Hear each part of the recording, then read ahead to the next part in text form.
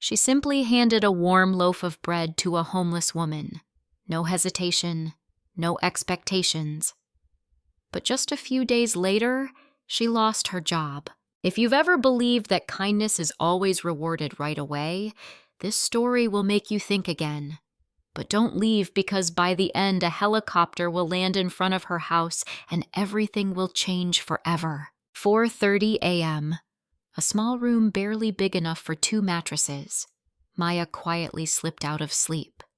The young woman carefully stepped over her little brother Jonah, curled up in the corner, put on a coat, and stepped out into the biting cold. The house they rented was barely more than a shack, but it was warm, and right now, enough was all they dared to hope for. 5:15 a.m. Maya stepped into the old bakery called Morning Crust. The smell of yeast and flour rose from rising dough, more familiar than her own breath. Her work was simple: knead dough, sell, bread, survive. Every day like an endless cycle. But then that morning, everything changed. An elderly woman stood silently outside the glass door, thin in tattered clothes, clutching her stomach as if it were folding in on itself. Her eyes were empty. No begging, no words. And Maya, just an ordinary girl, did something many had passed by without doing. She opened the door. "Ma'am, would you like to come in and warm up?" Maya gently asked. The woman quickly shook her head. I don't have any money." Maya smiled. "That's okay. Come in. Just some bread and tea." The woman stepped inside, trembling as if kindness itself was suspicious.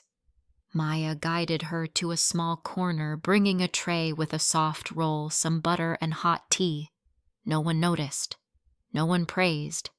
But those frail hands trembled as they held the bread like treasure. "Thank you," she whispered. "You deserve to eat in warmth," Maya softly replied. The next day, Maya saw the woman again, but this time she was digging through the trash behind the bakery. "Don't do that," Maya called out, her heart aching. I wasn't stealing. I'm just hungry," the woman stammered. Maya invited her in again. The bread and tea were still warm, but this time a customer near the counter snapped. "You let someone like that sit here? She stinks. It's bad for business." Maya bowed slightly and apologized, then gently took the woman to the back. "There's a restroom here. If you'd like, you can wash up, change clothes." She rummaged through a cabinet and took out an old dress she had once planned to donate, placing it in the woman's hands. The woman froze, eyes welling up. "My name is Elise. I think. I forget sometimes. Just remember cars and streets. I sleep where there's no noise." At that moment, Maya didn't know this small act would plant the seed of something miraculous, bigger than any dream she had dared to imagine. From that day on, Elise came every morning, no longer hesitant, no need for invitation. Maya always had her favorite honey-glazed roll ready. A quiet, simple routine had formed between 2 lonely souls. Until one day, Elise stopped coming, then the second day, then the third. Maya started checking behind the shop each morning. Nothing, just the cold trash bin and an empty alley. A week passed. She hadn't told Jonah, but her heart felt hollow like dough that hadn't risen. And then the final blow came. "Maya, I'm sorry," her boss said, voice low. "Business has been terrible this month. I have to cut staff." Maya froze. No tears, no protest. She packed her things, took off her flour-dusted apron, and walked out the door. Her footsteps light as if she no longer had weight on the ground. No income, no bread to bring home to Jonah, no way to stay in the city. Maya returned to the village where her parents once lived. A place she hadn't set foot in since they passed away. A worn-down house, a dry patch of garden, the only place still willing to take her in. Then one cold morning, as the sun barely crept over the hills, Maya heard a strange sound.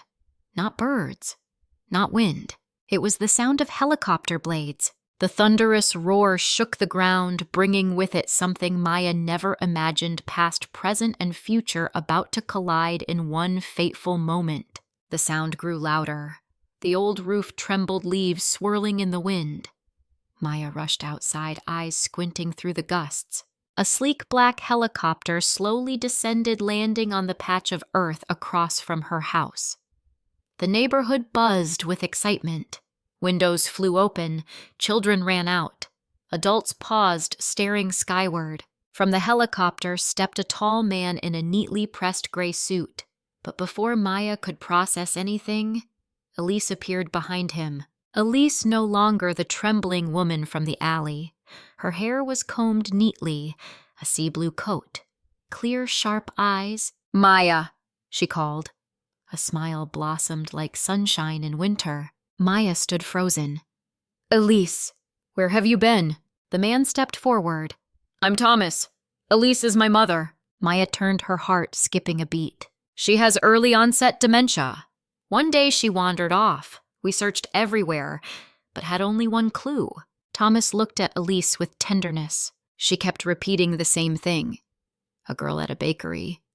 The one who gave her sweet bread. "She's kind. She saw me." She said that hundreds of times. "We traced every fragment of memory, every town, every bakery." He looked at Maya. "And today we found you." Maya was speechless. All because of a loaf of bread, a small act that seemed to vanish into the air had become the thread that stitched a life back together. Before Maya could gather her thoughts, Thomas pulled a thick sealed envelope from his coat. "This is an official offer," he said, voice calm yet filled with respect. "I run a large food company. We're launching a new line of baked goods. And Maya, we'd like to offer you the position of head of product development." She stared at him in disbelief. "Me?" Her voice hoarse. "I'm just a regular baker. I was even fired." Thomas shook his head. "No, you're the only one who saw the person behind my mother when the whole world only saw dirt. You have a compassion no diploma can teach." He opened the envelope. "Full salary, company housing, complete creative freedom. You made warmth with your bare hands. That's exactly what we need." Maya's hands trembled as she accepted the paper. Her eyes welled up. She glanced at Elise, the woman who once huddled in a bakery's corner, now standing tall, eyes bright and kind. She looked at the old dress she still wore, her morning crust uniform faintly dusted with flour. Maybe the world doesn't always notice small acts, but sometimes they don't disappear. They bloom like dough that rises at just the right time. And today, Maya's dream had begun to bloom in a way she had never dared to imagine. At Thomas's large food company, Maya began a completely new chapter. No more worn-out aprons, no more freezing mornings beside a cramped oven. She had her own office, a test kitchen, and a full support team.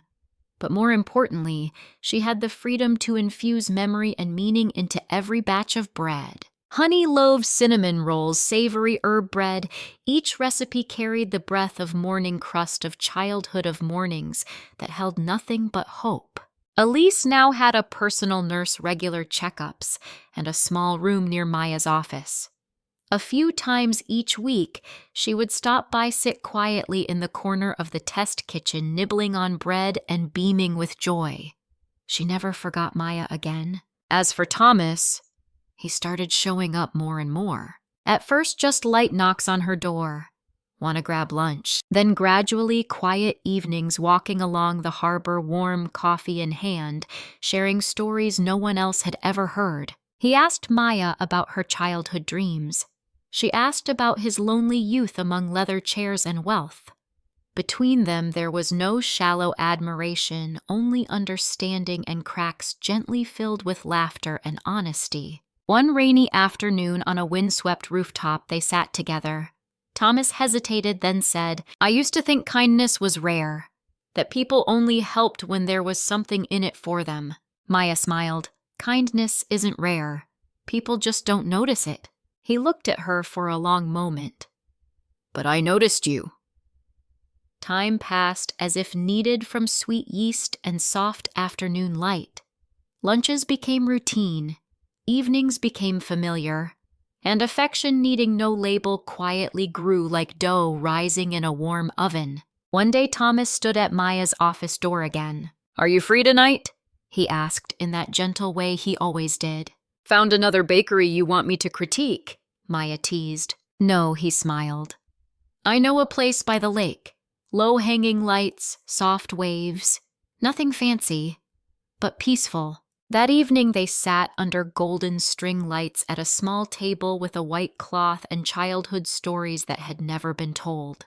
Elise had once dined there too, they mused. Then as a breeze brushed Maya's hair, Thomas stood up. She looked surprised. What are you doing? He reached into his pocket and pulled out a small velvet box, then knelt down. I used to think my life was complete. Until my mother went missing and you found her. And then I found you.